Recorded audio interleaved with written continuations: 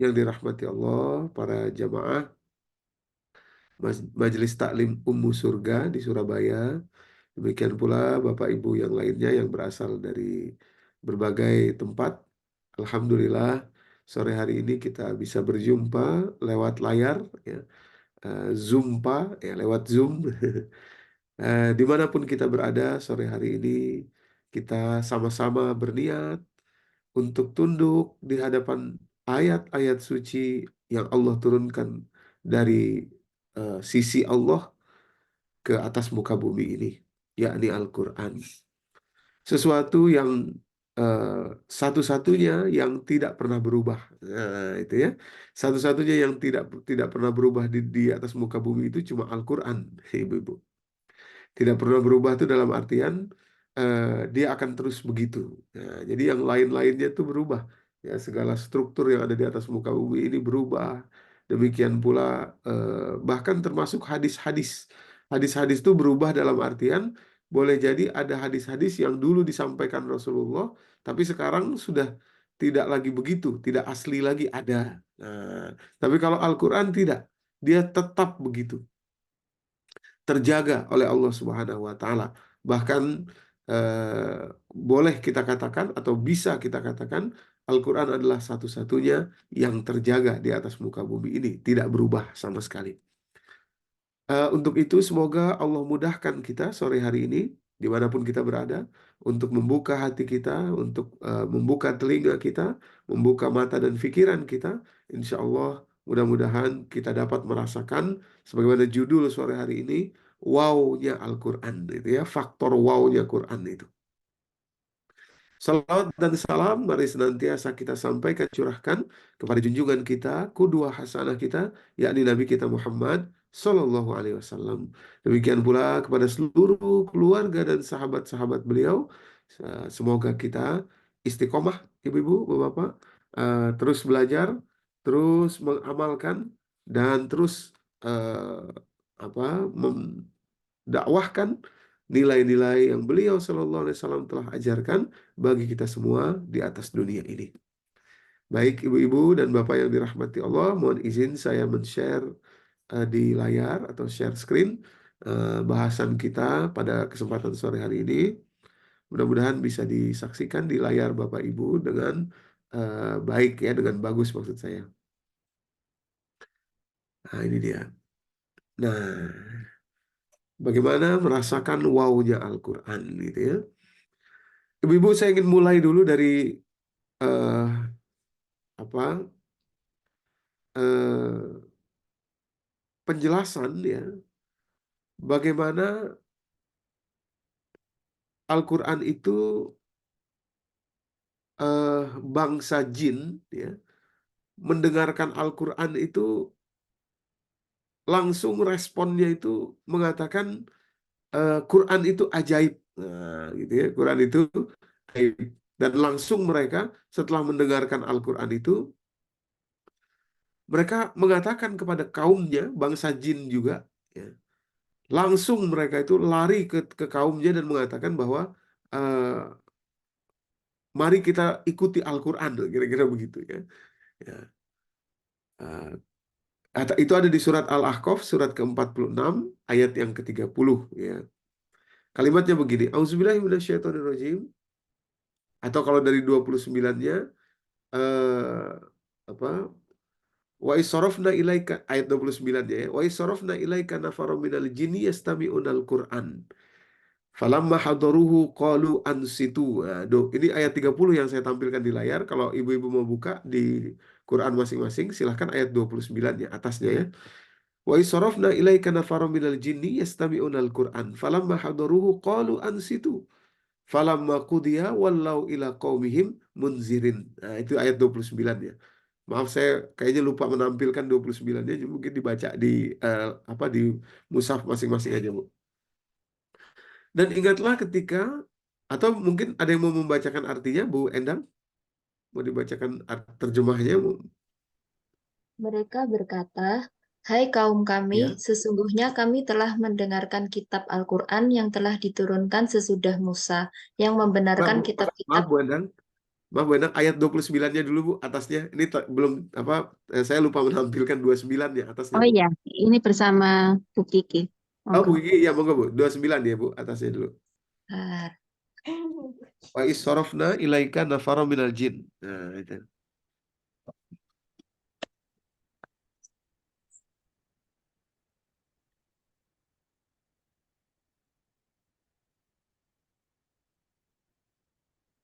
Su-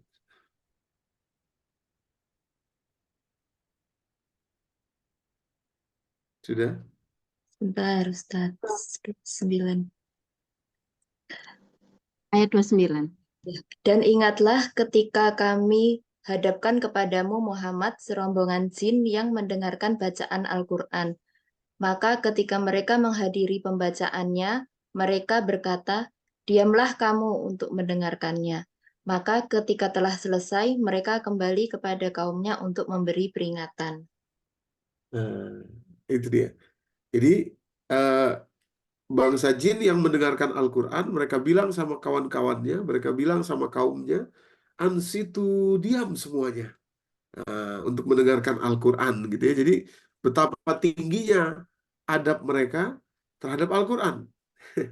Qalu ansitu falamma qudiya walau ila qaumihim munzirin. Setelah selesai, begitu selesai mendengarkan, mereka langsung ngacir, lari untuk pergi ke kaumnya untuk memberikan peringatan.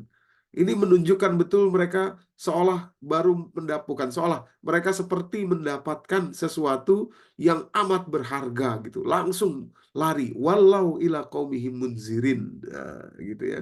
Nah, nanti baru disusul ayat 30-nya, qalu ya qaumana inna sami'na kitaban unzila min ba'di Musa musaddiqan lima baina yadayhi yahdi ilal haqqi wa ila tariqim mustaqim. Nah, itu ya. Di layar itu saya tampilkan.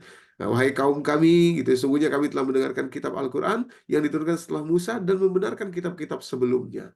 Jadi mereka paham betul apa yang diturunkan kepada mereka gitu ya. Jadi eh, untuk itulah mereka tadi begitu sadar langsung kabur, langsung lari untuk memberikan peringatan kepada eh, apa namanya kaumnya. Sekarang mohon bantuan Bu Kiki lagi, kita bacakan surat ke-72 surat Al-Jin ayat yang pertama Bu, ayat ke-1. Surat 72 ya, ayat ke-1.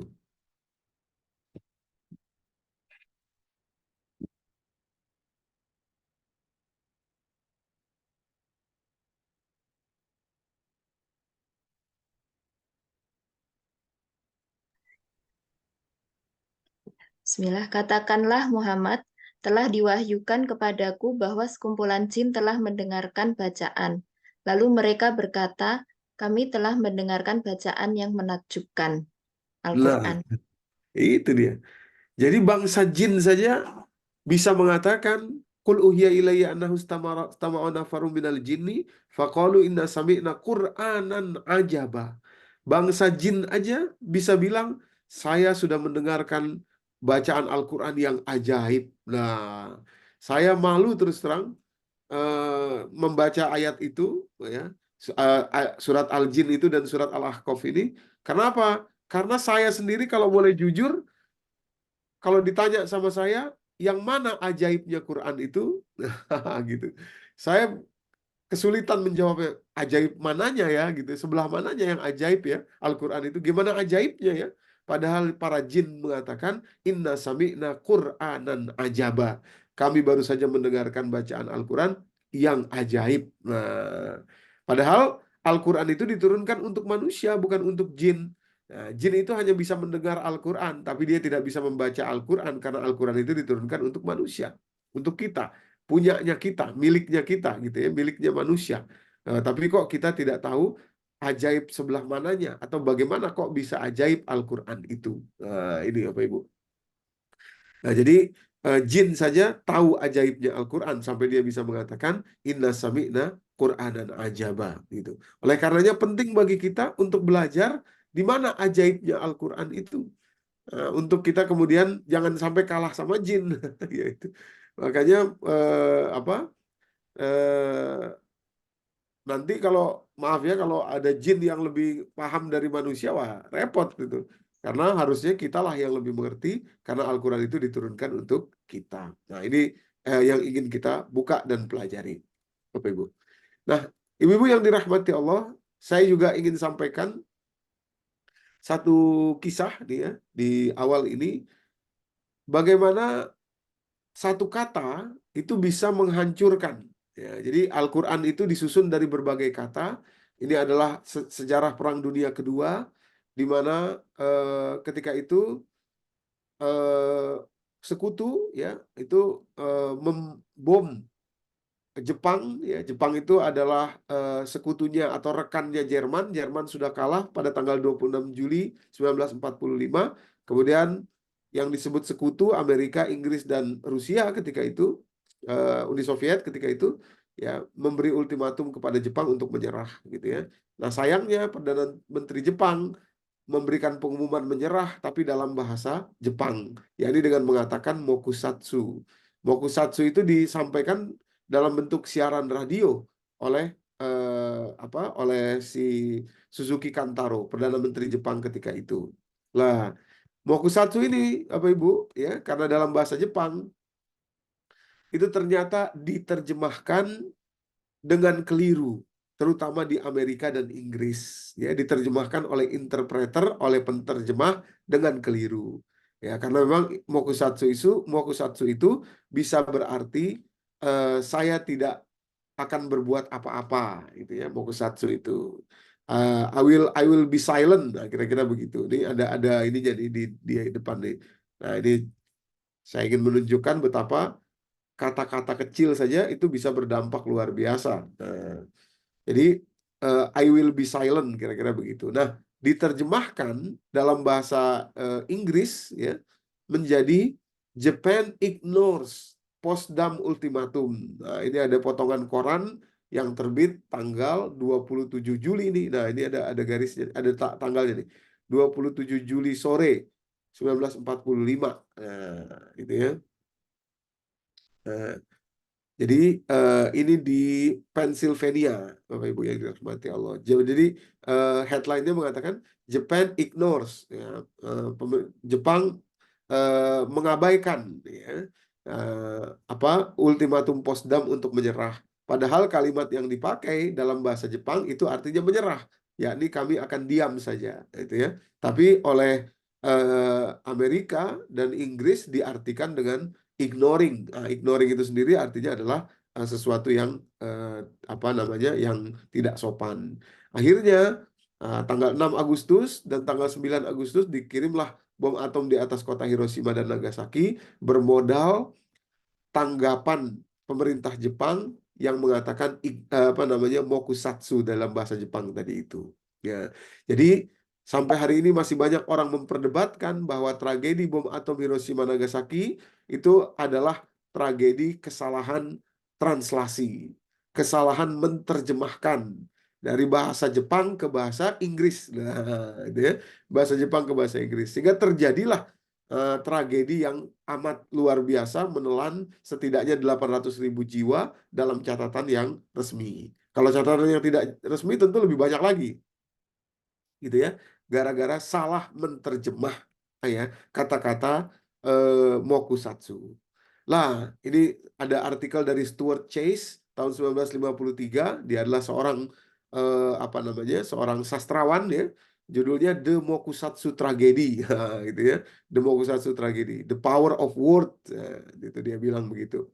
Jadi maksud saya ingin bilang, Bapak Ibu, kita ini kan orang Indonesia. Sehari-hari kita tidak bicara dalam bahasa Arab, sementara Al-Quran itu diturunkan dalam bahasa Arab. Lah, untuk bisa betul-betul dapat wow-nya Al-Quran, mestilah kita juga bisa menerjemahkan dengan benar. Gitu. Kalau tidak menerjemahkan dengan benar, kita kehilangan wow-nya Al-Quran. Tidak tahu ajaibnya Quran di mana tadi itu. Karena Al-Quran tidak bisa kita pungkiri diturunkan dalam bahasa Arab, sementara kita bicara dalam bahasa Indonesia. Gitu. Nah, salah satu contoh, ini yang mau saya tampilkan dulu sebelum masuk lebih dalam adalah ini Bu, surat Ar-Rahman. Fabi ayyi ala irabbikuma tukadziban. Nah, itu. Ya, ini kan ayat yang rutin atau sering kita baca ya, sering kita baca. Coba mungkin Bu Kiki mohon bantuan kalau di dalam kitab terjemahan Ibu itu terjemahnya apa? Ini saya tampilkan juga terjemahan yang ada di saya, yang ada di digital, terjemahan bentuk digital. Kalau di saya, maka nikmat Tuhan kamu yang manakah yang kamu dustakan, itu terjemahnya. Kalau di terjemahan cetak diartikan apa, Bu? Ini 31 kali ayat ini terulang di surat Ar-Rahman. Monggo Bu, silakan dibacakan. Sama Ustadz, maka nikmat Tuhanmu yang manakah yang kamu dustakan? Lah ini selama ini kesalahan besar ini, ibu-ibu yang dirahmati Allah, terjemahannya ini. Coba, kalau kita perhatikan, maka nikmat Tuhanmu yang mana yang kamu dustakan, seolah-olah itu bicara kepada satu orang, tak? Karena satu kan, nikmat Tuhanmu yang mana yang kamu dustakan. Padahal mestinya yang benar gimana? Yang benar tuh mestinya gini, terjemahnya. Maka nikmat Tuhan kalian berdua yang mana yang kalian berdua dustakan. Loh kok begitu? Iya, karena kata-kata kuma itu, fabi ayyi ala'i rabbikuma kuma itu artinya dua. Nah, dari mana tahunya kok itu dua? Kita ambil contoh. Surat Al-Mujadalah, surat 58 ayat yang pertama. Itu ada juga kata-kata kuma di situ. Nah, itu juga ada kata-kata kuma. Mungkin boleh Bu dibantu bacakan lagi terjemahnya supaya eh, jamaah mendengarkan terjemahnya dari surat Al-Mujadalah. Kalau bahasa Arabnya gini, saya bacakan dulu bahasa Arabnya. Qad sami'allahu qawlan lati tujadilu qad sami'allahu qawlan lati tujadiluka fi zawjiha wa tashtaki ila Allah wallahu yasma'u tahawurakuma. Nah, itu. Kuma. Innallaha sami'un basir. Nah, artinya silakan Bu. Sungguh, Allah telah mendengar ucapan perempuan yang mengajukan gugatan kepadamu, Muhammad, tentang suaminya, dan mengadukan halnya kepada Allah. Dan Allah mendengar percakapan antara kamu berdua. Sesungguhnya Allah Maha Mendengar, Maha Melihat. Nah, terima kasih Bu. Jadi tahawurokuma, wallahu yasma'u tahawurokuma. Sungguh Allah telah mendengar percakapan kalian berdua. Berdua itu siapa? Nabi dengan seorang perempuan, seorang ibu-ibu yang mengadukan perihal rumah tangganya. Wallahu yasma'u tahawurokuma. Nah, kok di sini diartikan kamu berdua, tapi ketika fabi ayyi ala'i rabbikuma tukadziban, nah, tidak diartikan berdua. Nah, ini jauh sekali maknanya. Coba, kalau ibu-ibu, bapak-bapak perhatikan, begitu diartikan, maka nikmat Tuhan kalian berdua, yang mana yang kalian berdua dustakan, langsung kita tertrigger di kepala kita nih. Loh, yang berdua itu siapa ya? Nah, kan begitu muncul tanda tanya kan langsung kan. Berdua itu siapa ya? Nah, itu. Karena sebutannya berdua. Maka nikmat Tuhan kalian berdua yang mana yang kalian berdua dustakan. Gitu. Yang berdua itu siapa? Yang berdua itu adalah jin dan manusia, ibu-ibu, ya, bapak-bapak. Jin dan manusia. Maka itu nanti dalam seluruhan ayat surat Ar-Rahman ini penjelasannya terhadap jin dan manusia. Ada surga untuk jin, ada surga untuk manusia, gitu ya. Jin itu ada yang masuk surga juga, sebagaimana jin juga ada yang masuk neraka, gitu. Manusia juga demikian. Nah, itu menggunakan kata-kata kuma menunjukkan kepada jin dan manusia, ibu-ibu. Jadi inilah yang saya maksud di awal ini, bahwa wow-nya Quran itu jadi tidak berasa kita karena banyak terjemahan itu yang diartikan secara tidak tepat. Tidak tepat, sehingga kita kehilangan banyak makna. Padahal di situ seharusnya kita dapat merasakan wow, apa namanya, keajaiban-keajaiban Al-Quran, gitu ya. Oke. Nah, sekarang kita lanjut lagi. Misalkan ibu-ibu ya, sekarang kita masuk dulu ke nih, saya ingin menampilkan dulu nih. Saya sendiri baru terpacu ya, terpicu saya akan hal itu setelah saya pertama sekali berkunjung ke Melbourne dulu tahun 2005 ya, setelah tsunami. Sebetulnya bukan karena apa-apa, karena saya putra Aceh. Tsunami 2004 Desember itu, orang-orang di sana ingin menggalang dana dan ingin mendapatkan cerita, karena saya hari kedua tsunami sudah di Aceh itu ya, dari Jakarta saya ikut pesawat TNI Angkatan Udara. Saya waktu itu masih mahasiswa, menjelaskan gitu ya tentang bagaimana situasi di Aceh. Nah, Februarinya saya diundang ke Melbourne oleh Profesor Philip Knight, ini namanya. Beliau adalah dosen di dan juga diplomat ya. di Kedutaan Besar Indonesia Kedutaan Besar Australia di Indonesia, dan juga profesor di University of Melbourne. Nah, saya diundang itu sebetulnya untuk menjelaskan itu, untuk menjelaskan tsunami. Nah, dalam salah satu undangan acara gitu, kami diminta juga karena saya aktivis mahasiswa Islam gitu ya. Saya diminta juga menjelaskan tentang bagaimana korelasi Al-Quran terhadap kehidupan sosial. Nah, ada satu acara yang dibuat begitu ya. Ini foto-fotonya ketika itu tahun 2005 ya. Nah, ini bersama dengan Profesor Arif Budiman di di University of Melbourne. Itu di auditoriumnya. Ketika itu beliau juga menghadiri. Temanya adalah bagaimana korelasinya Al-Quran untuk kehidupan sosial manusia sehari-hari. Nah, ketika itu Bu, saya ingat betul ini yang men-trigger saya, yang mensadarkan saya, walaupun saya semasa eh, SMA itu saya di pesantren di Ponorogo ya, saya menghafalkan kitab, saya menghafalkan Quran gitu ya, tapi saya nggak dapat wow-nya Quran. Nah, baru setelah ke Melbourne ini tahun 2005 ini pulang saya merenung tuh. Kenapa? Karena waktu itu saya bacakan di hadapan peserta yang hadir itu, saya bacakan ayat terpanjang dalam Al-Quran. Saya bilang begini kepada mereka, yang saya bacakan kepada Anda ini semua adalah ayat terpanjang dalam kitab suci kami. Dan ayat ini sama sekali tidak berbicara tentang Allah, tentang agama, maksudnya tentang spiritualitas, sama sekali tidak bicara tentang surga, neraka, tidak bicara tentang Nabi Muhammad, tapi dia berbicara tentang pencatatan keuangan alias akuntansi. Ayat terpanjang. Seluruh isi Quran, ayat paling panjang tuh ayat 282 dari surat Al-Baqarah, Bapak Ibu. Nah, ini ayatnya ya, saya tampilkan. Nih. Nih. Jadi kalau pakai Rosem atau cetakan yang Usmani itu satu halaman penuh tuh. Satu halaman penuh. Ayat terpanjang. Bukan berbicara tentang Allah, bukan bicara tentang akhirat, bukan bicara tentang surga neraka, bukan berbicara tentang Rasulullah. Tidak, bukan berbicara juga tentang spiritualitas dan lain sebagainya, tidak. Berbicara tentang pencatatan keuangan. Ya, pencatatan, tidak hanya keuangan sih, pencatatan. Ya. Ya ayyuhallazina amanu idza tadayantum bidainin ila ajalin musamman faktubu wal yaktub bainakum katibun bil adl wa la ya'ba katibun ayaktuba kama alamahullah falyaktub. Saya hafalkan ayat ini sudah lama. Gitu, sudah lama. Dan dulu karena terjemahannya diterjemahkan menjadi hutang, gitu ya. Wahai orang beriman, ya ayyuhallazina amanu. Oh, mungkin coba kita boleh bacakan Bu Kiki terjemahnya di awal-awal saja. Saya ingin kita mendengarkan diartikan apa di situ. Ya, kalau saya masih ingat itu diartikan hutang. Ya, silakan Bu. Wahai orang-orang yang beriman, apabila kamu melakukan utang piutang untuk waktu yang ditentukan, hendaklah kamu menuliskannya. Nah, Dan hendak cukup Bu, itu aja. Ini panjang sekali. Kita ambil depannya saja. Utang piutang Bapak Ibu masih diterjemahkan sebagai utang piutang.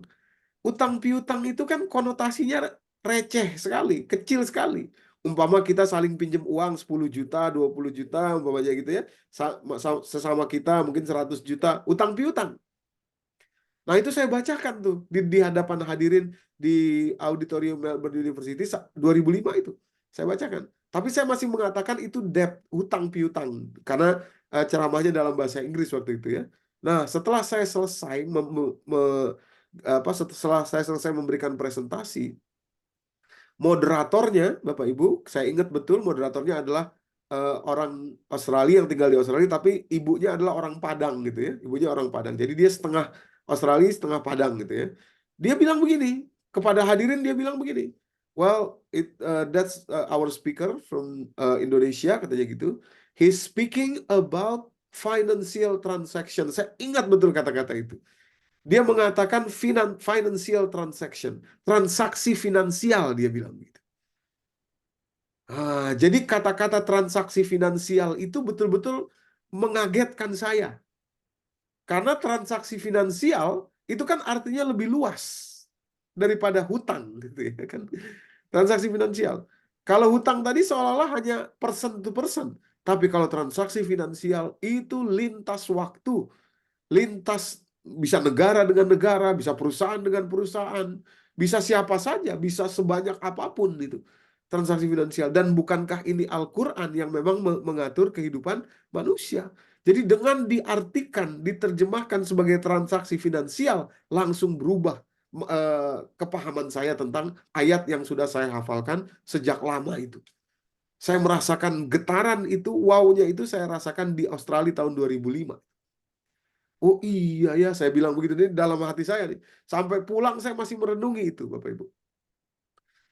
Iya ya, selama ini kita salah dalam menerjemahkannya itu. Terlalu sepele gitu ya, terlalu rendah pilihan kata-kata yang kita pakai. Dengan konotasi bahasa Indonesia yang utang piutang itu berbeda dengan transaksi finansial. Coba kalau diartikan, wahai orang beriman, jika kalian melakukan transaksi finansial dengan jangka atau batas waktu yang ditentukan, maka tulislah. Waliyaktub bainakum katibun bil adl, dan carilah seorang akuntan atau penulis transaksi di antara kalian yang adil.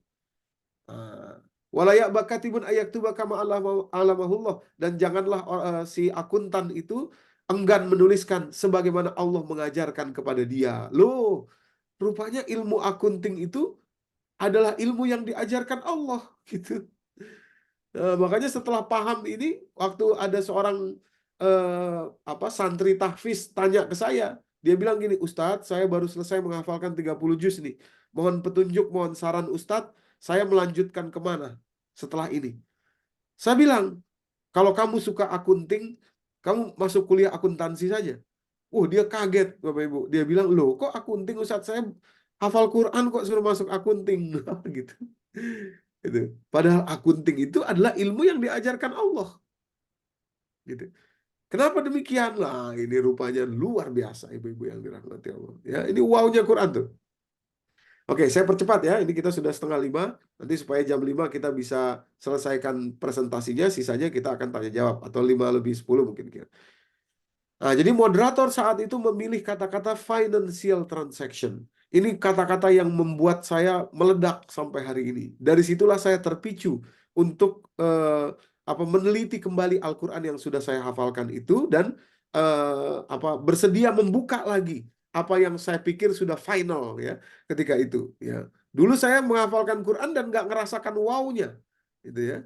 Tapi setelah di Australia 2005 itu pulang tuh saya betul-betul tercengang ya dengan pilihan kata-kata si moderator financial transaction dari surat kedua ayat 282 itu. Nah, lalu ibu-ibu dan bapak yang dirahmati Allah, dari situlah saya kemudian sampai hari ini insya Allah alhamdulillah mewakafkan diri saya untuk memberikan sharing tentang wow-nya Al-Quran ini ya. Jadi secara singkat saja saya percepat, Al-Quran itu tidak bisa lepas antara tekstual dan kontekstual. Nah, tekstual dan konteksnya itu tidak bisa lepas. Nah, disitulah kalau dilepaskan konteksnya dari teksnya, ya, dari kata-katanya itu terlepas konteksnya, kita kehilangan wow-nya Quran. Kita kehilangan wow-nya Al-Quran. Nah, jadi dan selama ini ya yang terjadi seperti itu, kehilangan kita tuh. Saya ambil contoh dulu ya, saya ambil contoh biar jelas. Gini Bapak Ibu, ini saya ambil contoh ayat kursi dulu, ayat kursi ya. Ini saya ambil contoh ini karena kita hafal semua ya, insya Allah. Atau paling enggak sering dengar lah ya. Surat kedua ayat 255 ya. 255. Surat kedua ayat 255 betul. Bagaimana ayatnya di awal juz yang ketiga itu? Allahu la ilaha, ini lagi-lagi saya hafal ini sudah dari kecil nih. Saya yakin juga Bapak Ibu banyak yang begitu. Allahu la ilaha illa huwal hayyul qayyum, la ta'khudhuhu sinatun wa la nawm, lahu ma fis samawati wa ma fil ard. Man dzal ladzi yashfa'u indahu illa bi izni, ya'lamu ma baina aydihim wa ma khalfahum, wa la yuhituna bi syai'in min ilmihi illa bima syaa', wasi'a kursiyyus samawati wal arda wa la ya'uduhu hifdzuhuma wa huwal aliyyul azim. Gitu ya. Hafal sudah kita ya. Ayat kursi ya, dari lama, dari kecil mungkin kita sudah disuruh ngafal. Bahkan ada lagi yang maaf ya, saya juga dulu mendapatkan informasi kecil-kecil itu bahwa ini buat ngusir setan. Kalau ada takut setan, baca ayat kursi biar setannya lari loh, Masya Allah ya. Luar biasa. Nah, tapi yang tidak kita sadari selama ini adalah konteksnya, Bapak Ibu. Kalau kita perhatikan dengan seksama, ayat kursi ini ya dalam teksnya itu ya nanti konteksnya kita tampilkan itu wakofnya tanda berhentinya tuh ada 9. Ada 9. Maka itu dalam beberapa pesantren di Jawa Timur ya saya ada beberapa sih ya. Itu melazimkan membaca ayat kursi itu dengan berhenti 9. Disebut wakaf 9. Wakaf 9, tapi tidak semua lah ya, tidak semua. Nah, rata-rata kita tidak tahu bahwa harusnya berhenti 9 kali baca ayat kursi itu. Jadi gini, itu di layar saya tampilkan. Allahu la ilaha illa huwal hayyul qayyum, berhenti. La ta'khudhuhu sinatun wa la naum, berhenti. Lahu ma fis samawati wa ma fil ard, berhenti. Man zal ladzi yashfa'u indahu illa bi izni, berhenti. Dan seterusnya sampai 9 gitu ya. Nah, begitu kita teliti konteksnya, luar biasa Bapak Ibu. Ternyata begini, kalau kita perhatikan di wakaf pertama, Allahu la ilaha illa huwal hayyul qayyum, itu akan kita dapati kata-kata huwa, Allah, ya, Allah. Itu kita dapati di wakaf pertama dan wakaf 9.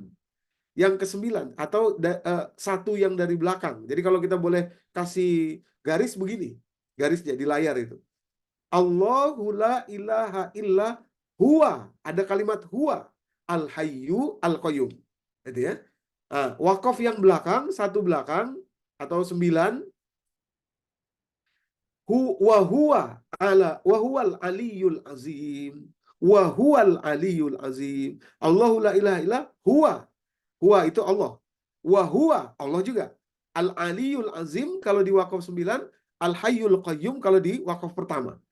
Allah dan Allah gitu ya. Ujung atas atau yang satu dari depan dan satu dari belakang sama-sama berbicara tentang Allah, ya toh? Oke. Nah, lantas di wakaf yang kedua, la ta'khuzuhu sinatu wala naum, dia tidak pernah letih ataupun mengantuk, la ta'khuzuhu sinatu wala naum. Kita akan dapati kesambungannya, kesamaannya atau korelasi konteksnya pada wakaf kedua dari belakang atau wakaf nomor 8. Kalau boleh dikasih garis seperti itu. Yaitu wakaf 8, wala ya'uduhu hifzuhuma. Dia tidak berat dalam menjaga keduanya. Keduanya apa? Langit dan bumi. Kenapa dia tidak berat menjaga keduanya itu? Karena dia memiliki kualitas tidak pernah capek dan tidak pernah ngantuk. Nah, gitu ya. Penjaga yang terbaik itu siapa? Yang tidak pernah capek, yang tidak pernah ngantuk. Gitu ya. Kalau sekarang namanya CCTV. CCTV kan nggak pernah ngantuk ya kan, nggak pernah capek gitu kan. Dia menjaga, itu makanya dipasangin CCTV supaya selalu bisa terjaga. Lah, jadi wakaf kedua itu bersambung dengan wakaf ke-8 alias 2 dari belakang. 2 dari depan, 2 dari belakang. Gitu ya. Lalu wakaf ketiga dari depan bersambung dengan wakaf ketiga dari belakang alias wakaf ke-7. Lahu ma fis samawati wa ma fil ard, itu yang ketiga. Pada yang kalimat ke-7, wasi'a kursiyyuhus samawati wal ard. As-samawati wal ard. Ini ada kalimat samawati wal ard di ke-7, di ketiga lahu ma fis samawati wa ma fil ard. Ya, langit dan bumi. Langit dan bumi di ketiga, langit dan bumi di ke-7. Gitu ya. Kalau di atas lahu milik dia, ma fis samawati wa ma fil ard, apa yang ada di langit dan di bumi, wasi'a kursiyyuhus samawati wal ard. Luasnya kekuasaan dia yang disimbolkan dengan kursi seluas langit dan bumi. Miliknya, dia memiliki langit dan bumi dan dia menguasai langit dan bumi. Nah, ada raja di dunia memiliki tapi tidak menguasai. Ada yang menguasai tapi tidak memiliki. Ya, kalau Allah, dia memiliki dan dia menguasai langit dan bumi. Sama-sama langit dan bumi di wakaf ketiga, di wakaf ketiga dari depan dan wakaf ketiga dari belakang. Bapak Ibu, ya. Oke. Lalu wakaf keempat dari depan, ya. Man zallazi yashfa'u indahu illa biiznih, ya. Bersambung kepada wakaf keempat dari belakang alias wakaf keenam, yaitu wala yuhituna bi syai'in min ilmihi illa bimasya. Kalau di atas illa biizni, kalau di sini illa bimasya. Ya, illa biizni nomor 4 dari depan, illa bimasya nomor 4 dari belakang. Kalimatnya man zallazi yashfa'u indahu, siapa yang bisa memberikan syafaat di sisinya illa, kecuali dengan izinnya. Wala yahituna bi syai'in min ilmihi, dan tidak ada yang bisa melampaui atau bisa ilmunya illa bi izni, kecuali illa bi masya, kecuali yang dia kehendaki. Kalau di atas kecuali yang dia izinkan, kalau di bawah kecuali yang dia kehendaki. Nah, gitu. Di atas tentang syafaat, ya, di bawah tentang ilmu. Ya, Bapak Ibu yang dirahmati Allah. Nah, menyisakan satu yang di tengah, yakni yang nomor 5, Bapak Ibu yang dirahmati Allah, ini yaitu ya'lamu ma baina aidihim wa ma khalfahum, dia tahu apa yang ada di depannya dan dia tahu apa yang ada di belakangnya. Depan itu 4 yang depan, 4 ayat yang depan, 4 wakaf yang depan itu, serta 4 wakaf yang ada di belakang. Ya'lamu ma baina aidihim wa ma khalfahum. Dia tahu yang di depannya dan dia juga tahu yang di belakangnya. Bapak Ibu. Ya, gitu. Itu luar biasa menurut saya, ya. Konteks ini saya hafalkan dari kecil ayat ini. Tapi karena nggak tahu konteksnya, ya, maka kelihatannya kayak biasa-biasa saja. Bahkan tadi amat rendah, seolah-olah dia hanya untuk ngusir setan gitu, kira-kira begitu, ya. Yang beberapa orang pernah menyebutkan gitu, ya, kalau ada setan bacain ini nanti kabur gitu lah. Aduh, setan itu yang dimaksud hantu, kayak hantu gitu, genderuwo atau apa gitu, ya. Waktu kecil tuh dikatakan begitu. Jauh sekali, amat rendah sekali, Bapak Ibu yang dirahmati Allah. Nah, setelah ditelaah konteksnya begitu, baru luar biasa. Nah, luar biasa. Lebih dahsyat lagi, Bapak Ibu, ya, lebih dahsyat lagi. Saya ajak masuk lebih dalam lagi, ya, Bapak Ibu, ya. Dalam surat Al-Baqarah ini kan surat Al-Baqarah nih. Surat Al-Baqarah 255 ini, ya. Nah, dalam surat Al-Baqarah ini polanya, pola konteksnya sama. Ada 9 juga polanya. Jadi kalau Bapak Ibu hafalkan seluruh isi surat Al-Baqarah beserta dengan artinya, kemudian Bapak Ibu perhatikan perubahan tema di dalam surat Al-Baqarah itu, Bapak Ibu akan mengerti di situ ada 9 juga tema yang ada di dalam surat Al-Baqarah itu dan terpencar seperti ini. Ini saya mau tampilkan, ya. Ini sih kalau Bapak Ibu perhatikan baik-baik, nanti ada korelasinya dengan 9 wakaf ayat kursi itu. Nah, ini kalau Bapak Ibu pelajari dalam surat Al-Baqarah mulai dari ayat 1 sampai ayat 27, itu temanya beda, ya. Maaf, ini bukan 29 maksud saya, ya. Sampai ayat 29. Itu temanya tentang Allah, tentang keimanan kepada Allah, tentang keimanan, kekufuran, kemunafikan. Nah, gitu, ya. 1 sampai 29. Nah, tiba-tiba di ayat 30 nanti berbeda lagi. Bicara tentang Nabi Adam. Gitu, ya. Kalau kita nggak ngerti, kita mikir kok acak-acakan gini sih temanya Al-Quran itu. Padahal di situ ada keindahannya. Nah, komposisinya itu begitu. Kalau kita perhatikan ayat 1 sampai ayat 29 bicara tentang iman kepada Allah, atau ada yang kafir, ada yang munafik juga, ya. Nah, nanti itu berkorelasi satu dari belakang, maksudnya dari ujung, ya, dari akhir surat Al-Baqarah, yakni ayat 284 sampai 286 berbicara tentang keimanan kepada Allah. Ibu, korelasinya. Itu, ya. Satu depan, satu belakang, ya. Kalau di depan total 29 ayat, kalau di belakang ada 284, 285, 286, 3 ayat. 3 ayat, ya. Bicara tentang keimanan. Karena 283 udah beda lagi tuh. 283 tentang pencatatan juga. Tadi 282 sudah kita buka, ya, pencatatan keuangan. Nah, kemudian Bapak Ibu, mulai dari ayat 30 di depan sampai ayat 39 bicara tentang Nabi Adam dan satu sifat serakah, sifat kepingin lebih yang ada dalam diri manusia. Mulai dari nenek moyangnya, yaitu Nabi Adam. Nah, ketika iblis datang mewaswaskan kepada Nabi Adam, yang diwaswaskan itu sifat kepingin lebih, kepingin lebih lagi dari yang sekarang lah, gitu, ya. Nah, itu poin utama itu di situ. Itu nanti berkorelasi dengan ayat-ayat Al-Quran mulai dari 261 surat Al-Baqarah sampai 283. tentang infak, sodakoh, riba, pencatatan keuangan, tentang bagaimana mengelola sifat serakah manusia. Nah, nah, luar biasa. Tentang bagaimana mengelola sifat serakah manusia. Gitu. Makanya tadi transaksi keuangan harus ditulis. Tadi 282 tadi. Ya, masuk dalam kelompok ayat ini dia. Jadi mulai 261 sampai 283 bicara tentang keuangan, bagaimana mengelola sifat serakah manusia. Ada infak, sodako, ada riba gitu ya di situ. Kemudian ada pencatatan keuangan ini. 261 sampai 283 untuk mengelola sifat serakah manusia. Gitu ya. Lalu di depan mulai dari ayat 40 sampai ayat 123 itu berbicara kepada Bani Israel dan menceritakan tentang syariat yang pernah Allah berikan di atas muka bumi ini kepada Bani Israel dulu. Ya, lampau. Syariat di atas muka bumi ini dulu sebelum diberikan kepada kita sekarang, dulu diberikan kepada Bani Israel. Nah, itu ya. Ayat 40 sampai 123. Itu bicara semua itu temanya sama. 40 sampai 123.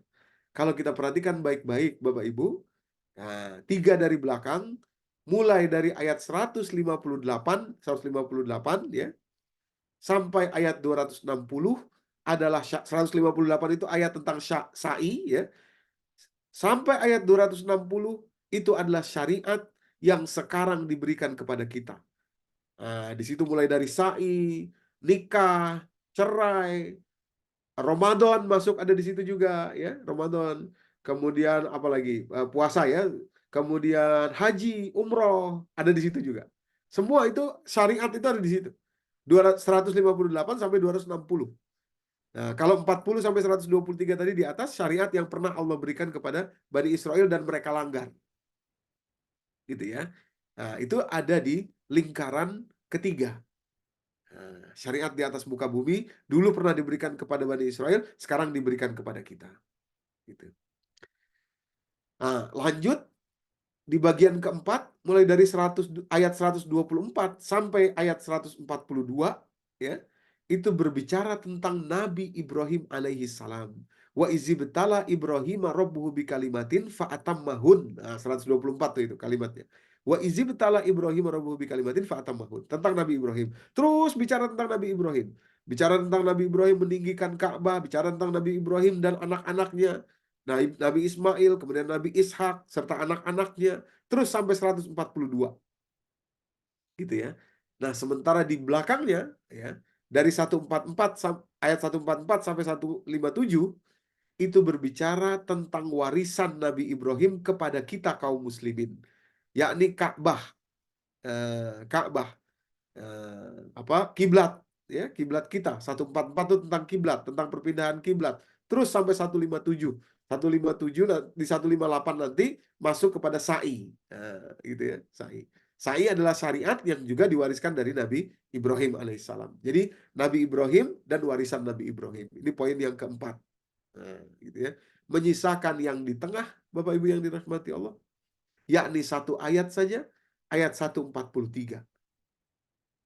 Ayat 143. Yaitu apa? Ayat 143 berbicara tentang menjadi ummatan wasaton. Apa itu ummatan wasaton? Umat yang bukan moderat ya, tapi umat yang akan menjadi saksi di tengah-tengah, wasaton, di tengah-tengah antara nabi-nabi yang lain nanti di sidang Allah, di pengadilan Allah nanti nabi-nabi dipanggil, umatnya dipanggil, lalu kita yang jadi saksi, yang menentukan yang mana yang benar, apa nabinya yang benar atau umatnya yang benar, karena nanti mereka saling berdebat di situ. Nah, itu ya, ayat 143. Itulah ummatan wasaton, di pertengahan Bapak Ibu. 143, ayat 143. 143. Kalau kita perhatikan baik-baik Bapak Ibu yang dirahmati Allah, ya, bahkan luar biasa, 143 itu angka-angka 1, angka 4 dan angka 3 kalau ditambahkan ke setiap 1 tambah 4 5, 5 tambah 3 8. 8 adalah angka pertengahan dari total jumlah ayat, yakni 286. 286 tengahnya adalah angka 8, 286. Dan kalau dibagi 2, 286, ketemunya adalah 143.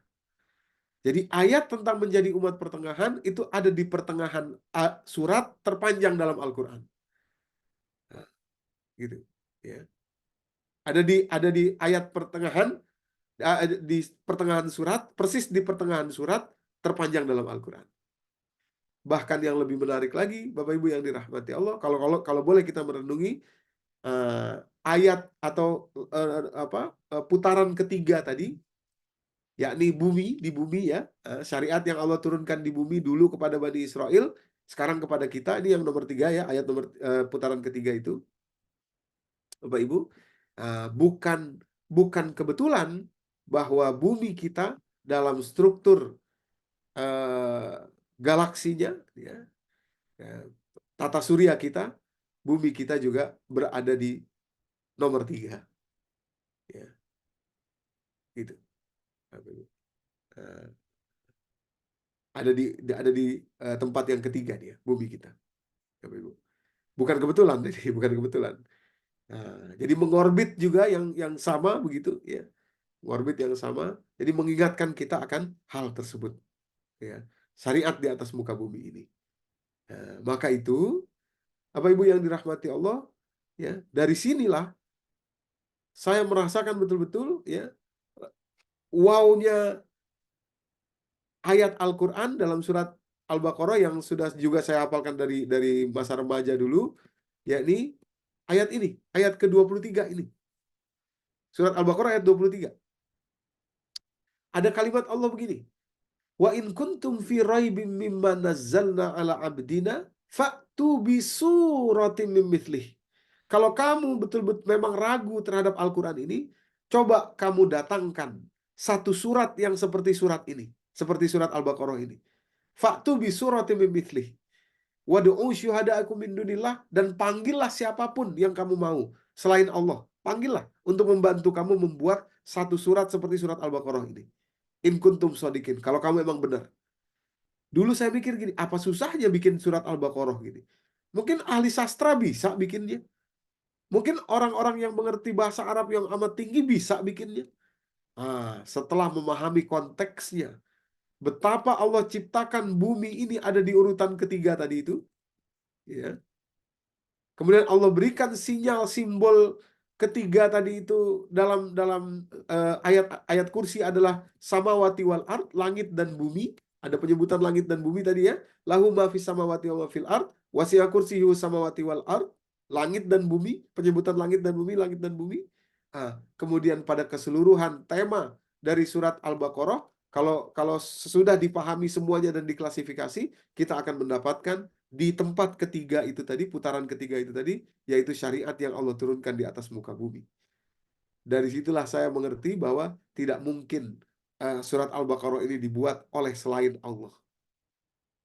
Karena harus menciptakan dulu planetnya, harus menciptakan dulu tata suryanya, ditempatkan di tempat ketiga ininya bumi ini, dan kemudian menduduki tempat ketiga, dan akhirnya bisa ditinggal, bisa hidup di atas muka bumi ini. Kemudian diturunkan syariat, diatur sedemikian rupa makna dari ayat-ayat yang ada di dalam susunan surat ini, ya, gitu.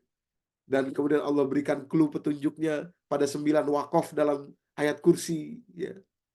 Tidak mungkin kecuali oleh Allah saja. Masya Allah. Inilah Al-Quran, Bapak Ibu. Ya, makanya para jin itu begitu dengar Quran dikatakan inna sami'na Qur'anan ajaba. Saya mendengar Al-Quran yang ajaib. Ajaib. Itu.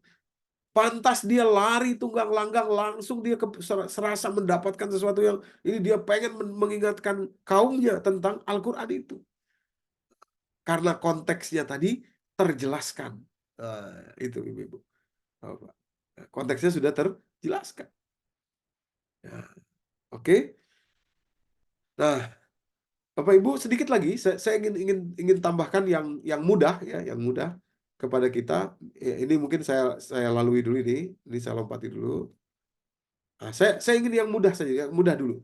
Ya, terakhir saya ingin apa? Jadi setelah itu saya nggak berhenti mencari Bapak Ibu. Sampai hari ini saya terus berusaha untuk apa namanya menemukan, bukan menemukan ya, merasakan lagi wownya Quran, wownya Quran, wownya Quran. Ya.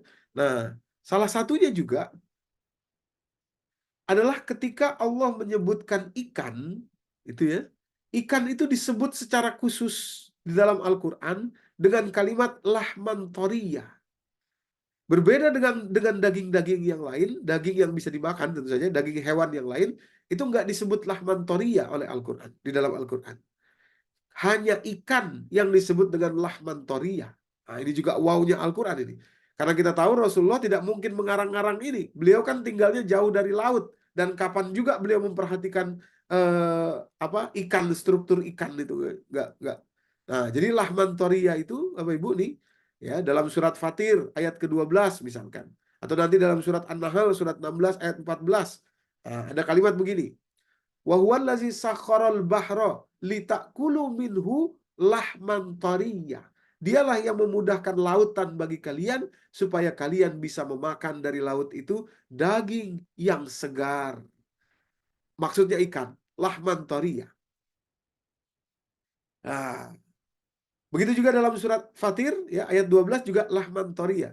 Ya, apa namanya? Wa min kulli ta'kuluna lahman tariyah kalimatnya. Dan dari semua dari lautan itu kalian memakan, dari masing-masing laut itu kalian akan memakan daging-daging yang segar.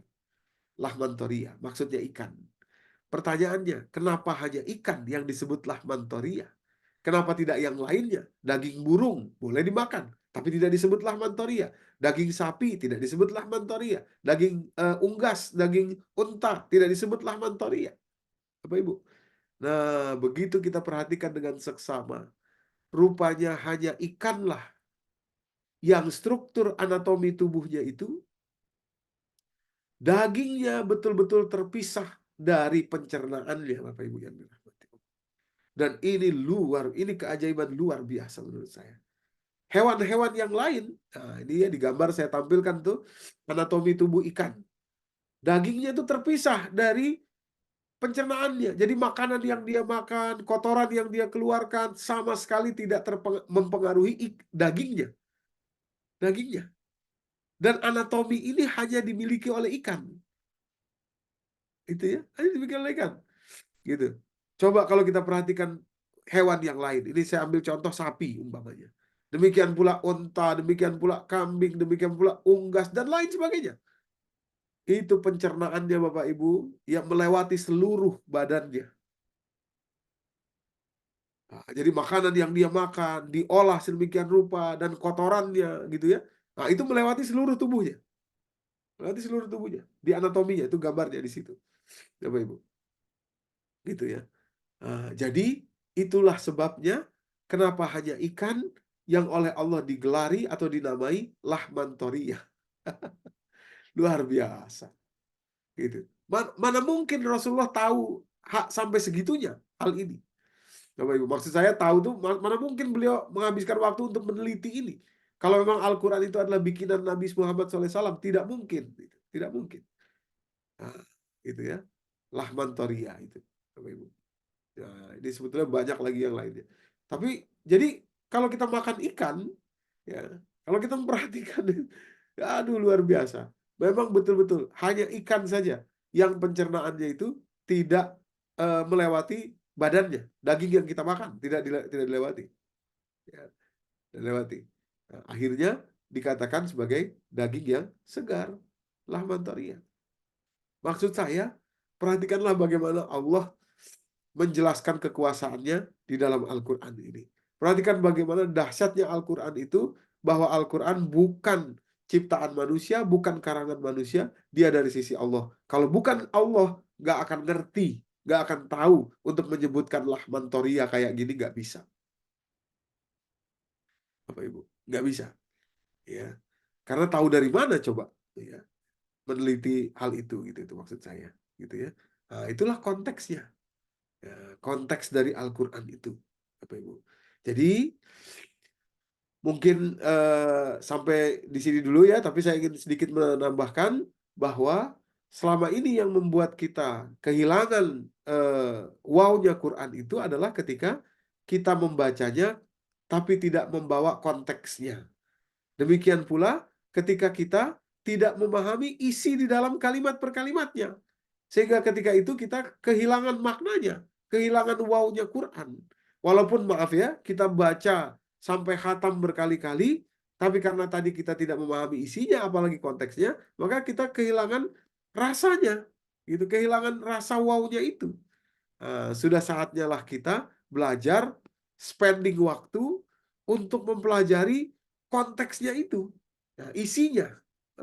Nanti berikutnya ketika kita membacanya atau kita menghafalnya, ya Bapak Ibu, kita sudah merasakan sesuatu yang berbeda. Saya gini, saya menghafalkan surat Al-Baqarah itu dari remaja. Dan saya tidak pernah merasakan wow-nya ketika itu. Nah, tapi setelah konteksnya saya pahami, ketika saya membaca ayat demi ayatnya sekarang itu amat jauh berbeda, Bapak Ibu. Nah, itu meresap masuk ke dalam diri, ya, memberikan makna yang luar biasa, ketundukan yang betul-betul luar biasa. Nah, itu wow-nya tuh di situ.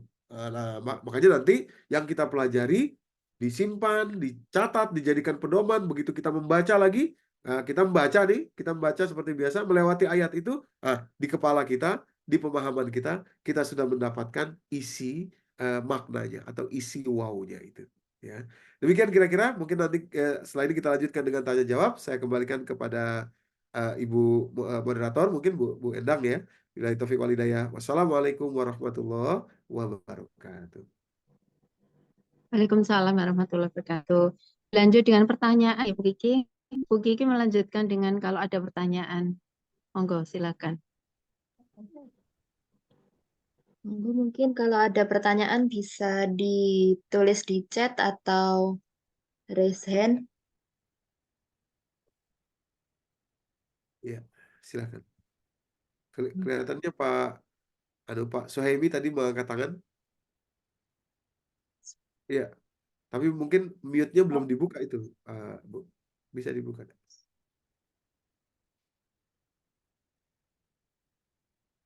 Oh, dari tempat Bapak di anunya. Udah. Nah, iya. Assalamualaikum warahmatullahi wabarakatuh. Waalaikumsalam. Alhamdulillah saya mendapat pengetahuan baru. Tapi setelah saya ikuti dengan cermat, ini kelihatannya Pak Ustadz dapat hidayah karena merenung. Jadi tidak hanya sekedar tahu artinya, terjemahannya, menggunakan pikiran, tapi lebih dalam lagi merenung. Jadi paham, kemudian mungkin meningkat kepada pemahaman yang mendalam. Nah, terus yang kedua, saya yakin Pak Ustadz kayaknya melaksanakan perintah ayat pertama yang turun pada Rasulullah Shallallahu Alaihi Wasallam, yaitu Iqra bismi rabbikal ladzi khalaq. Ini bermakna, bertujuan, bacalah dengan nama Tuhan engkau. Jadi ada isyarat supaya waktu kita membaca, otak kita langsung aktif berpikir bismi rabbikal ladzi khalaq dengan mengingat nama Tuhan. Jadi berzikir. Dalam hal ini kelihatannya kita disuruh untuk secara bersama-sama atau berurutan berpikir dan berzikir. Nah, kebanyakan dari kita kalau sudah mengenai ibadah mahdhah, kalau sudah mengenai bacaan Al-Quran, itu ya sudah dari sononya demikian, nggak usah dipikirin. Sampai-sampai saya pernah bertanya kepada beberapa ustadz, kenapa waktu tahiyat itu, ya kan, jadi ada suasana seolah-olah dialog antara Tuhan dengan Nabi Muhammad. Assalamualaikum ya ayyuhan nabiyyu wa rahmatullahi wa barakatuh. Kenapa dipakai kata-kata Nabi, tidak Rasul, tidak langsung nama Muhammad? Padahal kan dialog, boleh dikatakan dialog langsung kalau menurut cerita hadis tadi. Terus terang, pendidikan saya ini adalah sekuler semua dari SD sampai S3. Tapi ya nggak tahu lah, nggak ngerti saya. Tapi saya mulai merenungkan dan rasa-rasanya cocok tuh dengan apa yang Pak Ustadz jelaskan.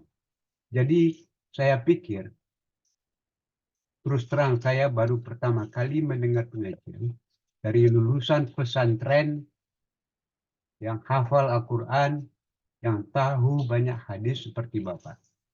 Tapi saya yakin juga orang-orang yang melalui pendidikan sekuler, kalau dia mendapat hidayah, dia mau merenungkan.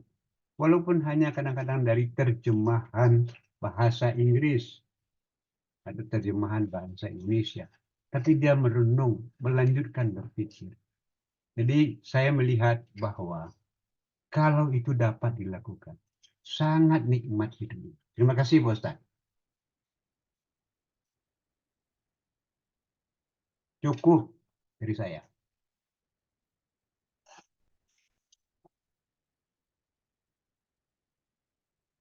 Ya, monggo Ustadz Doni menanggapi.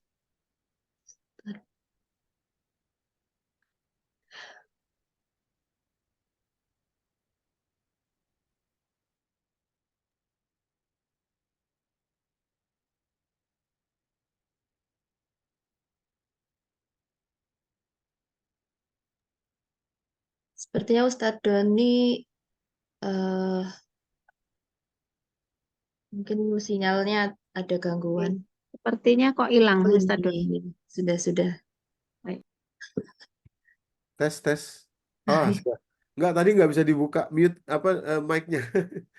Ya, baik. Terima kasih Pak Suhaimi. Ya, eh, Masya Allah ya. Memang eh, semoga kita semua Allah beri hidayah untuk bisa merasakan kenikmatan Al-Quran itu dan istiqomah. Ya, Pak. Betul sekali. Memang perintah kita untuk membaca, untuk membuka, kemudian merenungi, tadabur. Al-Quran itu sebetulnya untuk ditadaburi, Bapak Ibu. Maka coba kalau mungkin boleh kita buka surat Shad, surat 38 ayat 29 ya.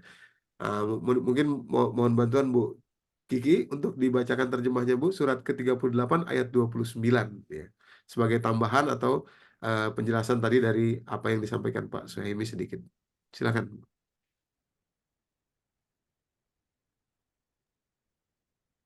Bismillahirrahmanirrahim. Kitab Al-Quran yang kami turunkan kepadamu penuh berkah, agar mereka menghayati ayat-ayatnya dan agar orang-orang yang berakal sehat mendapat pelajaran. Nah, itu dia. Apa sehat? Kitabun. Ini adalah kitab. Anzalnahu ilaika mubarakun. Kami turunkan kepada engkau. Penuh barokah. Syaratnya apa? Liyadabbaru. Agar mereka mentadaburinya. Siapa mereka yang dimaksud? Kita. Itu kan domirnya berubah. Dari awalnya domir K itu kepada Nabi Muhammad satu orang. Kitabun. Anzalnahu ilaika. Kepada engkau satu orang kan. Maksudnya pada Nabi Muhammad. Kemudian liyadabbaru. Nah, itu panjang itu menunjukkan agar mereka mentadaburinya. Siapa mereka? Ya umatnya Muhammad ini. Liyadabbaru ayatihi. Merenungi, mentadaburi ayat-ayatnya. Waliyatazakkaru ulul albab. Dan agar orang-orang yang ulul albab kemudian dapat mengambil pelajaran daripadanya. Ah, itulah dia. Apa Ibu? Inilah di bumi inilah kita kita jadi maksud saya tadi betul seperti yang dikatakan Pak Suhaimi, di di bumi ini ya, selama hidup kita ini semoga Allah memberikan waktu detik demi detik, saat demi saat di mana kita merasakan kecilnya diri kita dan besarnya Allah. Allahu Akbar. Itu perasaan yang amat indah yang insya Allah akan kita bawa nanti sebagai saksi di hadapan Allah. Ah, itu inti dari kalimat La ilaha illallah itu adalah perasaan itu. Dan perasaan itu ada di dalam diri kita masing-masing. Itu personal, spiritual journey. Maaf ya, kalau kita sholat ke masjid, orang lihat. Kalau kita berangkat haji, umroh, orang tahu. Kalau kita melakukan apa, orang tahu. Tapi kalau di dalam perasaan kita itu, ada spiritual journey. Ada perasaan yang private, terhubung kepada Allah. Besarnya Allah dan kecilnya kita, itu betul-betul hal yang sangat mahal. Karena tersimpan bersih di dalam hati kita itu. Di dalam diri kita itu. Nah, itu ya. Nah, marilah kita menuju ke situ. Marilah kita rasakan menggali itu, Masya Allah, itu mahal sekali. Bapak Ibu, mahal sekali. Mudah-mudahan itulah yang akan menyelamatkan kita nanti saat kita sakaratul maut itu. Itulah tandanya iman itu. Kan orang walaupun dia punya sedikit iman aja, dia pasti akan masuk surga walaupun dibersihkan dulu gitu ya, kira-kira begitu ya.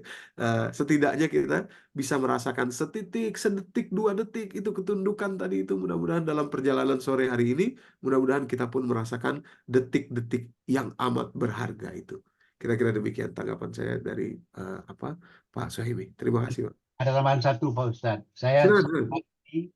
selalu memikirkan misteri dari waktu. Oh, Masya Allah. Sebetulnya apa? Sebab Iya, kalau yang lain, malaikat, manusia, jin, itu diceritakan di dalam Al-Quran malah. iya betul. Diciptakan dari apa? Iya. Memang itu gaib. Dan sekarang waktu itu juga rupanya gaib. Tapi apakah itu waktu? Tolong deh satu saat nanti dibahas. Terima kasih. Ya, siap insya Allah Pak Suhaimi. Itu hal yang sangat menarik sekali. Mudah-mudahan nanti kita bisa membahasnya. Tapi yang jelas satu satu kata yang bisa saya titipkan untuk Pak Suhaimi dan Bapak Ibu untuk merenungkan lagi adalah begini, Pak.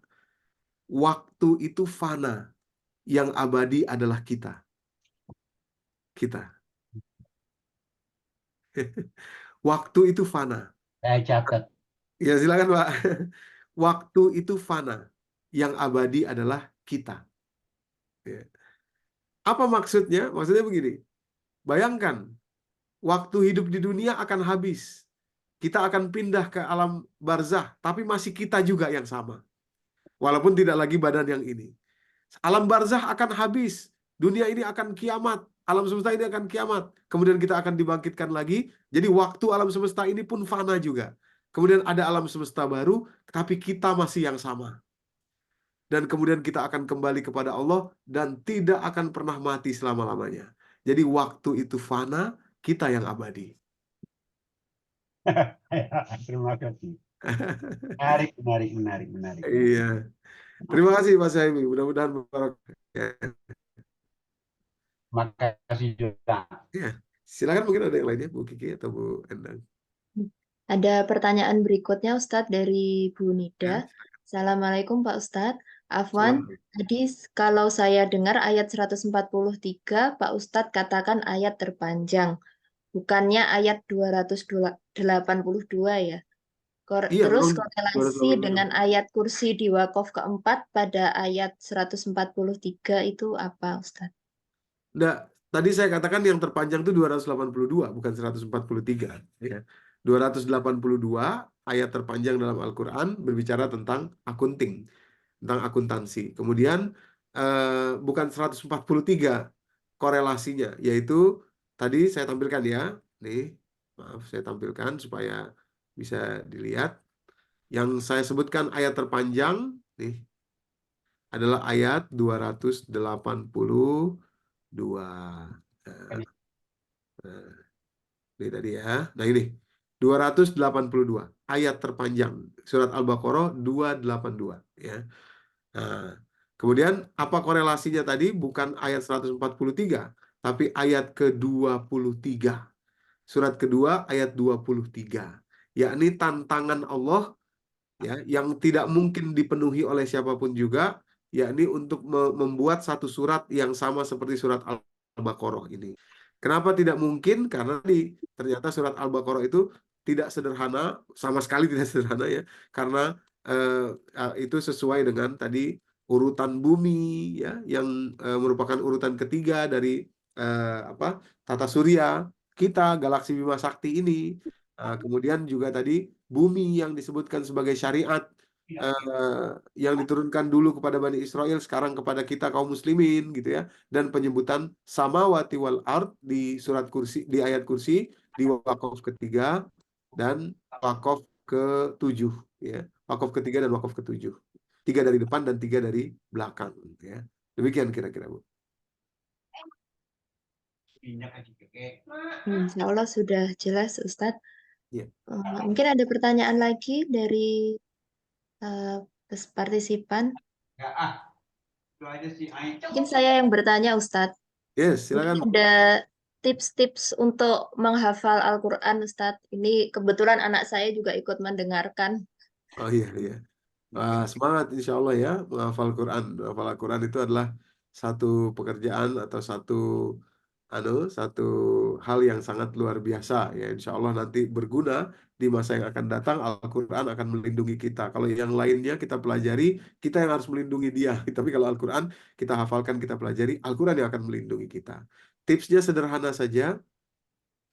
eh Lakukan terus, istiqomah. Itu aja, cuma itu aja tipsnya itu ya. Jadi memang saat kita sulit, saya dulu menghafalkan juz kelima sampai nangis-nangis, sampai muter-muter karena nggak masuk-masuk gitu ya, juz 5 surat An-Nisa itu ya, karena apa di juz kelima itu kan fatah tanwin semua gitu ya, kecuali beberapa ayat saja, jadi agak ketukar-tukar, agak agak agak ribet gitu ya, tapi setelah hafal tuh enak gitu. Nah jadi butuh waktu aja terus menerus. Nah, jadi jangan jangan putus semangat. Ya. Cuma itu aja tipsnya. Jadi, nah yang mungkin ada tips yang lain adalah sedikit kita harus merendahkan diri kita terhadap Al-Quran ya. Jadi kalau kita sudah dapat hafal sekian juz misalkan, mungkin kita merasa pede. Nah saya dulu gitu, waduh enak nih, pede nih. Ngafal juz ketiga tuh enak sekali, ngafal juz keempat juga enak sekali. Tapi begitu juz kelima, wah, karena mungkin terlalu pede gitu ya, terlalu ini malah jadi susah. Jadi eh, eh, eh, terus istiqomah dan jangan terlalu pede. Jadi kita rendahkan diri kita di hadapan Al-Quran. Ya, kita minta kepada Allah untuk memudahkan kita dan kita kita betul-betul jaga adab kita terhadap Al-Quran ya, karena ini nggak seperti kitab yang lain ya. Kitab yang lain, wah saya pengen ngapal nih, wah pokoknya begini, wah itu. Jadi itu kan kata Allah dalam surat Al-Qiyamah, la tuharrik bihi lisanaka lita'jala bi, inna alaina jam'ahu wa qur'anah. Nah, tsumma inna alaina bayanah gitu. Fa iza qara'nahu fatabi qur'anah, tsumma inna alaina bayanah. Jadi jangan tuharik bihi lisanaka lita'jala bi. Lita'jala itu, bihi itu artinya pengen buru-buru, jangan pengen buru-buru. Kalau pengen buru-buru nanti malah nggak bisa gitu. Malah ketutup gitu. Jadi harus ada ngeremnya gitu. Ngeremnya itu bukan ngerem ininya, tapi ngerem anunya ya, kepedeannya itu ya. Jangan, kita nggak boleh terlalu pede sama Al-Quran.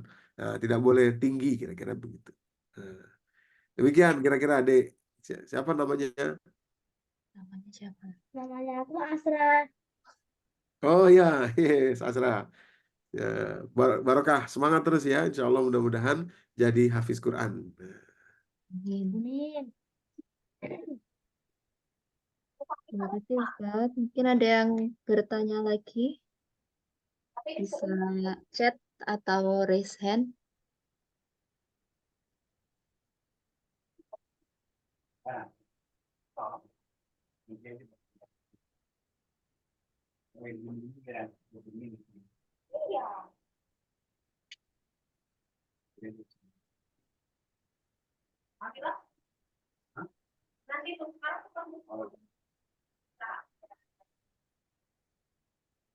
Mungkin sudah nggak ada lagi ya pertanyaan. Iya, Iya, Ustadz. baik. Kita kalau gitu kita tutup ya, Bu. Iya, Ustadz Ya. ditutup aja. Terima kasih. Ya, terima kasih Bapak Ibu yang dirahmati Allah. Mudah-mudahan memberikan manfaat bagi kita semua apa yang kita sharing bersama sore hari ini, dan mudah-mudahan memberikan tadi ya 1-2 detik dalam perjalanan sore hari ini betul-betul ada waktu di mana kita merasakan betapa besarnya Allah Subhanahu wa taala dan betapa kecilnya kita, serta betapa indahnya Al-Qur'an gitu ya, betapa maha tingginya Al-Qur'an itu. Mudah-mudahan Allah mengampuni kita, meridhoi kita semua. Mohon maaf apabila ada kesalahan dalam penyampaian saya. Semoga Allah mengampuni saya. Mari kita tutup dengan doa kafaratul majelis. Subhanaka Allahumma wa bihamdika asyhadu an la ilaha illa anta astaghfiruka wa atubu ilaik. Billahi taufik wal hidayah. Wassalamualaikum warahmatullahi wabarakatuh. Waalaikumsalam warahmatullahi wabarakatuh. Terima kasih Ustadz. Jazakallah khair. Alhamdulillah sore hari ini dari apa yang dijelaskan Ustadz, ini merupakan bagian dari hidayah Ustadz ya. Terutama saya ini yang memang merasa bahwa Al-Quran ini ceritanya kok mencolot-mencolot gitu. Tapi Betul. ternyata setelah dikait-kaitnya kan Masya Allah, ini merupakan sesuatu penjelasan. Memang di dalam Al-Quran kan disebutkan, selalu menyebutkan bagi orang yang berpikir. Begitu, banyak sekali penjelasan seperti itu. Kalau nggak salah 71 kali itu. Kalau menurut Google ya, 71 kali yang bilang begitu. Itu pun masih belum paham. Alhamdulillah sore ini ada sedikit yang bisa nyantol gitu Ustadz untuk memahami ternyata strukturnya seperti itu, cara mempelajarinya seperti itu. Insya Allah nanti kita pelajari lagi apa yang sudah Ustadz sampaikan tadi tentang surat Al-Baqarah dan juga satu ayat yaitu ayat kursi. Baiklah, terima kasih Ustadz. Semoga kita semuanya, terutama Ustadz, diparingi sehat oleh Allah Subhanahu wa Ta'ala, kuat badannya dan istiqomah untuk berdakwah, insya Allah. Amin, amin. Terima kasih pada jamaah semuanya. Kita akhiri pertemuan kita pada sore hari ini. Semoga kita semuanya dilindungi Allah Subhanahu wa Ta'ala, diberikan kemudahan-kemudahan dalam segala urusan kita sampai di akhirat nanti.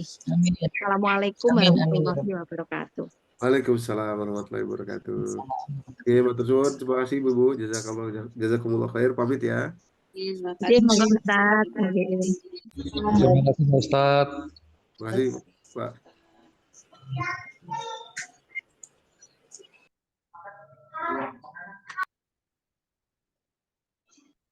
Para orang ikut cacah empat. Tahu enggak para orang ikut?